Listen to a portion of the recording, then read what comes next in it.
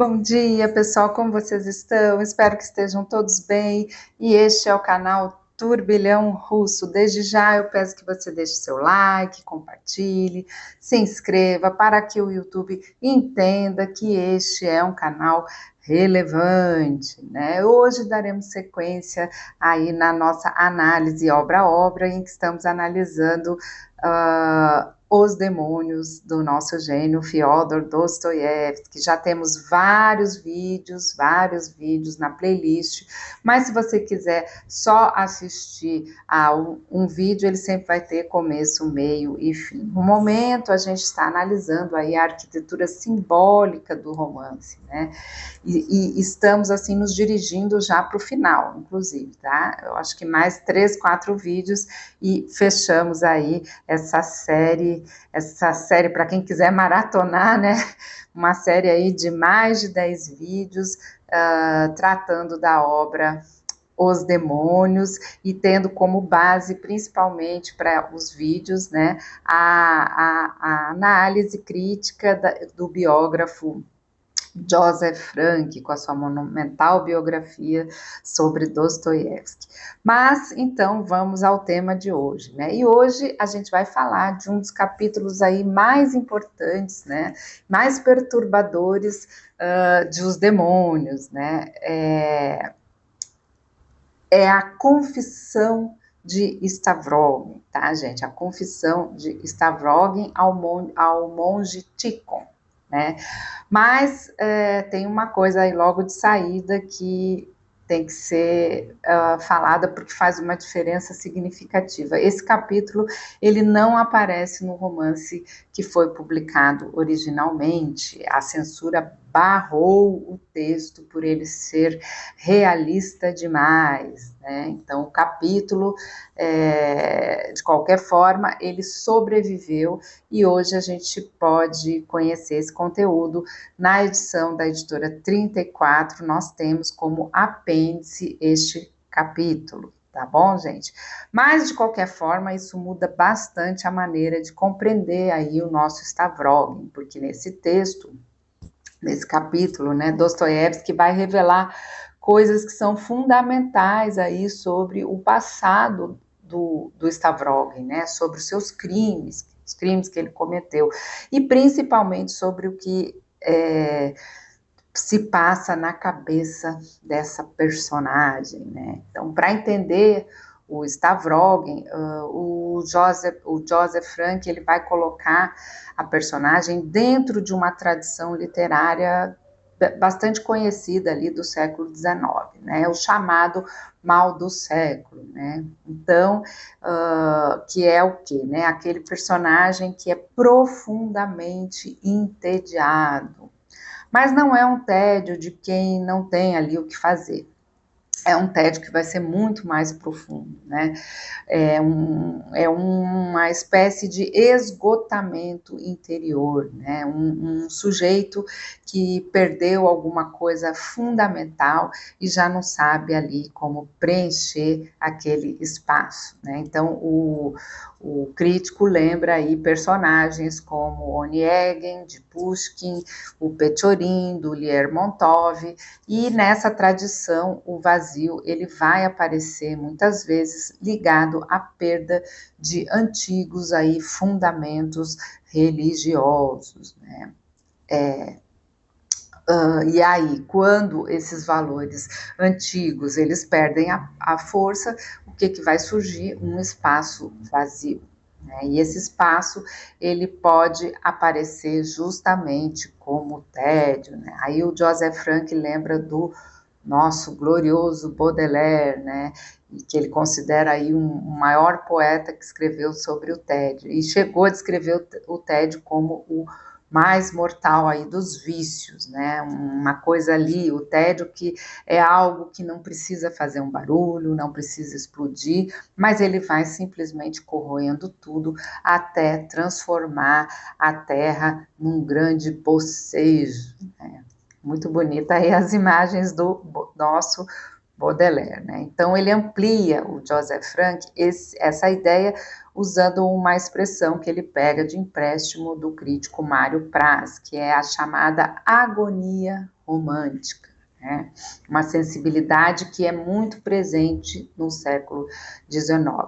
O sujeito ele vai estar espiritualmente esgotado, entediado, e esse esgotamento pode desembocar numa busca extrema, numa busca cada vez mais extrema por sensações.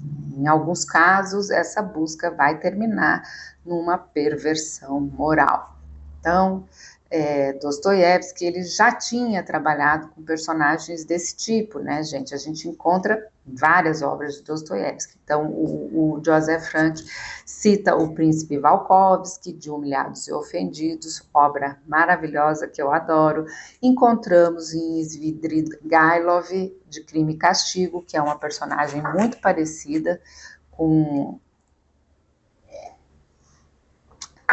muito parecida com o Stavrogin, e também naquela famosa aparição de Cleópatra em Memórias do Subsolo. Só que no Stavrogin, tudo vai chegar a um extremo, né? Como se Dostoiévski pegasse esse homem entediado, esse homem que já não encontra nenhum sentido, e perguntasse, né? Até onde esse homem pode chegar para tentar sentir alguma coisa. E aí nós chegamos, né, nessa terrível cena, né, que é o crime contra Matriosha, né, uma menina.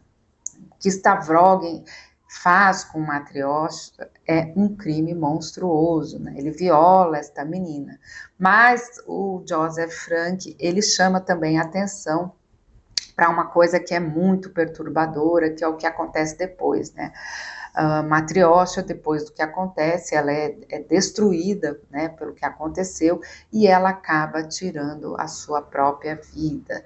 Só que Stavrogin está lá, neste momento, na casa da menina, e vê toda essa cena, e permanece passivo, ele não faz nada, né?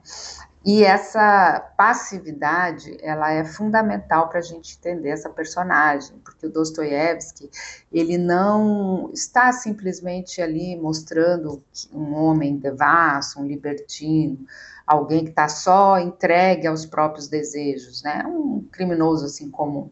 Não.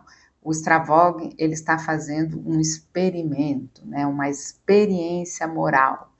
Ele quer saber se é possível realmente ultrapassar todos os limites, né? Ele quer saber se é possível viver como se o bem e o mal não existissem, né? E o próprio Stavrogin, ele vai formular essa ideia, né? Em determinado momento ali da narrativa, ele percebe que pela primeira vez ele conseguiu colocar em palavras, né, uma regra que já estava dentro dele há muito tempo, né, que ele não sentia a diferença entre o bem e o mal, né. Então, quando ele escreve essa carta e leva ao monge Tikhon, ele ali consegue produzir em palavras isso que ele já sentia, né.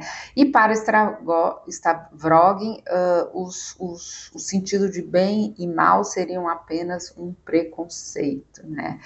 Então, o crime contra a Matriosha, ele não aparece simplesmente como um impulso, ele é um experimento. É como se ele testasse uma hipótese, né? Claro, aí existe uma aproximação com o nosso Raskolnikov, em Crime e Castigo. O crime de Raskolnikov também nasce de uma ideia, né? Ele quer saber se um homem extraordinário pode ali ultrapassar os limites morais comuns. Mas no caso de Stavrogin, ele vai levar essa experiência para um lugar aí muito mais sombrio, né, gente, muito mais sombrio. Ele não quer apenas ali descobrir se ele pode ultrapassar uma regra, não. Ele quer descobrir se existem essas regras. Mas aí, é justamente aí que começa todo o seu fracasso, né? Porque existe uma coisa que o Stavogen ele não vai conseguir controlar, que é a própria consciência, né? Ele pode até dizer racionalmente que o bem e o mal não existe, ele pode ali transformar o crime numa experiência filosófica, né? Ele pode até convencer a sua própria razão de que ele está acima das regras, mas existe ali alguma coisa dentro dele que vai continuar reagindo, né? É como se, aí o Joseph Frank usa uma imagem também, né? Que é como se ele se tivesse ali escondido debaixo das superfícies, aqueles arrecifes, né, que um barco não consegue enxergar até ser tarde demais, né? E isso aparece de maneira extraordinária num sonho da Idade de Ouro, né? Esse é um dos momentos muito bonitos ali dentro daquela tragédia toda, né? Mas também é muito terrível, né? Então o Stavogen ele sonha com uma paisagem ali de um arquipélago grego que é inspirada no quadro de Assis e Galateia de Claude Lorrain, né? Então é aquele mar azul, as ilhas, os rochedos, a luz do sol, é um paraíso, né? Então ali existem as pessoas felizes, as pessoas inocentes, pessoas vivendo numa espécie de harmonia perfeita, né? Uma harmonia perfeita. É a imagem da idade de ouro, né? Então o Joseph Frank ele chama atenção para essa descrição ali que muito bonita ali que o Stavogen faz ali do seu sonho. Então a personagem ela sabe que aquele sonho é praticamente impossível, mas ao mesmo tempo ele reconhece que justamente esse sonho foi o que a humanidade perseguiu, né? É o sonho do paraíso, o sonho da inocência, aquele sonho pelo qual pessoas morreram, profetas foram mortos e que um homem foi ali crucificado, né? Então, Stavogen, ele vai acordar ali daquele sonho completamente transformado, né? Pela primeira vez na sua vida, ele chora, né? E sente uma felicidade que ele nunca tinha experimentado. E era uma felicidade tão intensa que chega a doer. Tá? Só que acontece uma coisa estranha, né? A imagem do paraíso, de repente, ela é substituída por uma pequenina aranha vermelha. E essa aranha, ela vai estar ligada à lembrança de Matryoshka, né? Porque lá em tudo que aconteceu, ele vê uma aranha e tal. Então, de repente, a menina aparece ali na memória de Stavogen. Ela está ali na porta, olhando para ele, ameaçando ali com um pequeno punho dela, né? E ali ele sente uma piedade quase insuportável, né? Quase insuportável. Ele chega a dizer que daria o seu próprio corpo para ser despedaçado se isso pudesse apagar tudo ali que aconteceu com a pobre menina, né, gente? Então o contraste é brutal. De um lado nós temos ali o paraíso, a inocência, a felicidade, e do outro nós temos um crime terrível, brutal, de Matryoshka, a menininha. Então, as duas coisas ali aparecem juntas, né? E é justamente isso que está ali destruindo o Stavogen, né? Ele quer negar o mal, mas ele não consegue deixar de sentir o mal cometido, né? E aí a gente chega ao encontro com o Tikhon, né? Então, o Tikhon, ele percebe uma coisa que Stavogen ainda não consegue perceber sobre ele mesmo, né? Que o sofrimento sozinho ali não basta, né? A culpa sozinha não basta.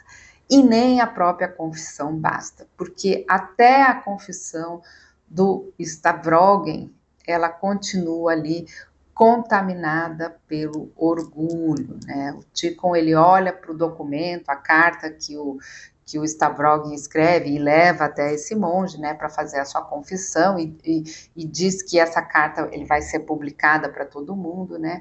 Mas o Tikhon olha para esta carta e percebe que o Stavrogen já está, de certa maneira, desafiando a todos que vão ler aquilo que ele escreve, né? É como se dissesse: muito bem, aqui está o meu horror, o que vocês vão fazer com ele, né? Ou seja, até quando sofrem, Stavrogen continua colocando a sua própria pessoa no centro das atenções, né? Então ele transforma ali a própria dor dele numa espécie de desafio. E é por isso que Tikhon, o monge, né, percebe que falta ali alguma coisa fundamental, falta humildade, né? Stavrogen, ele precisa abrir mão da sua própria vontade, e é essa justamente a coisa que ele não vai fazer, né? Então, Tikhon, então, propõe que o Stavrogen ali se submeta à orientação dos monges e tal, de um ancião espiritual, que coloque a própria vontade dele sob o controle ali de outra pessoa, e que ele aprenda, enfim, a não ser o centro ali de tudo. Então, para Tikhon, esse poderia ser um primeiro passo para o seu arrependimento verdadeiro e para a aceitação de Cristo, né? Mas o Stavrogen, ele vai rejeitar isso, né? E a reação é ali no momento simbólica, né? Durante a conversa, o Stavrogen, ele segura ali um pequeno crucifixo de marfim e ele quebra esse crucifixo. É quase como se, naquele momento, ele recusasse a única saída apresentada pelo monge Tikhon, né? E aqui está uma das coisas mais ali fascinantes deste capítulo, né? Stavrogen, ele consegue desafiar ali o mundo inteiro e consegue desafiar a moral, consegue desafiar a religião, consegue desafiar a própria consciência, né? Mas ele não vai conseguir escapar de si mesmo, né, gente? Não vai conseguir. E aí está a tragédia dessa personagem, né?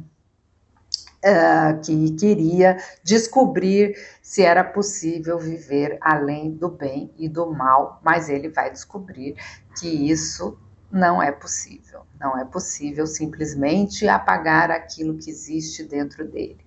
Ou seja, a menina continua ali aparecendo para ele e a culpa continua aparecendo e a necessidade de expiação não vai desaparecer. Ao mesmo tempo, né, o orgulho ali prossegue, né? Então, por isso que Tikhon não vai conseguir salvá-lo, né?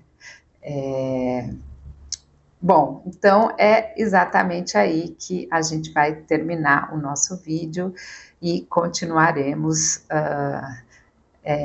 explicando Stavrogen aí de uma maneira que nenhum outro trecho do romance vai conseguir explicar, né? Infelizmente, esse capítulo não foi publicado, né? A censura barrou o texto pelo texto ser muito realista, foi o que foi dito pelo seu editor na época, né? E várias pessoas leram e acharam que não era possível publicá-lo, e essa ausência ela não vai ser um detalhe, né, gente? Ela muda a própria arquitetura do romance. Sem essa confissão, Dostoiévski ele precisou seguir ali adiante, sem entregar ao leitor aquela grande revelação que deveria estar ali no centro da história, né? E o que acontece depois vai ser, então, uma verdadeira avalanche sem este capítulo, né? Vão acontecer incêndios, assassinatos, suicídios, loucuras, e no meio de tudo isso, uma uma personagem inesperada começa a fazer o movimento contrário ao de Stavrogin, que é o nosso glorioso Stepan Trofimovich, que já temos vários vídeos no canal falando sobre o Stepan Trofimovich. E é justamente a transformação do Stepan o que essa transformação significa, que entrou ali no lugar deste capítulo que foi excluído aí da publicação. Mas isso a gente vai deixar para o próximo vídeo. Por hoje é isso que nós temos para dizer, tá bom? Tchau, tchau e até o próximo vídeo.